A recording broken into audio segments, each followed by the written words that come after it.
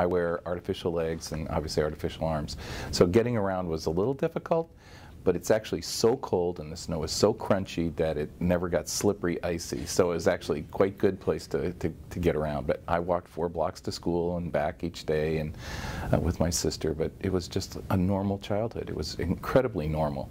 You know, only as I aged into the grades and through the grades did people start to point out to me, oh, you have a disability, or you're different, and I realized I couldn't keep up in baseball in the summertime. I always thought I was going to be a pro baseball player, and I always practiced with my dad playing catch and batting and all that, and I kept thinking I'm going to be a pro baseball player, and he never popped my balloon. He never said no. So he was always painting a picture down the road quite a ways that is very important. I think most kids try to live up to the expectations of their parents. And if anything, my dad painted a picture for me to live up to. And I talk to parents about we have the right to succeed and we also have the right to fail.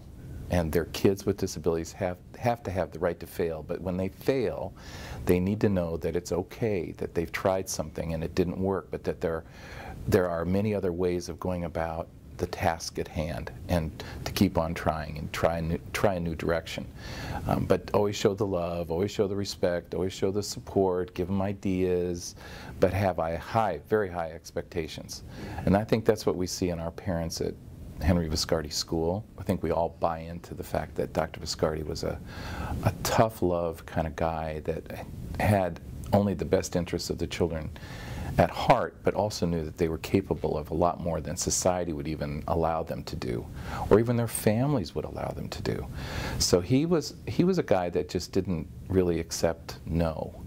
The way he handled himself and the way he taught kids about hope and opportunity and then execution, getting a job, having dignity, respecting yourself, don't letting yourself down. Those are characteristics that are historic here at the Viscardi Center and school.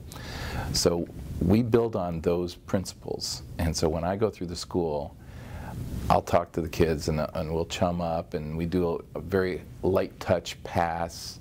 But if I get time alone with them, and sometimes they'll come and visit me in my office, which is always a thrill, and they kind of come in and go, wow, this is really nice. I'm like, you could be the president and CEO of this someday, you know, and I'm telling them seriously, you should think about something like this someday, all right? Get yourself ready. What's it going to take to get here?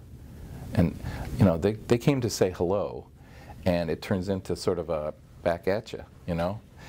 Just think about it a little bit. And so I try to encourage them to live a full life, but I'd like to see us put into a role, and more often than not, of a mentor to our students with disabilities, and having mentors with disabilities mentor students with disabilities. How do you get through this stuff? How do you make this happen? How do you deal with it?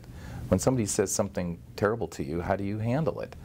So, you know, my dad would help me when I was young, but you know, I think we owe it to our movement. We owe it to younger people with disabilities to help them get through some of those challenging times.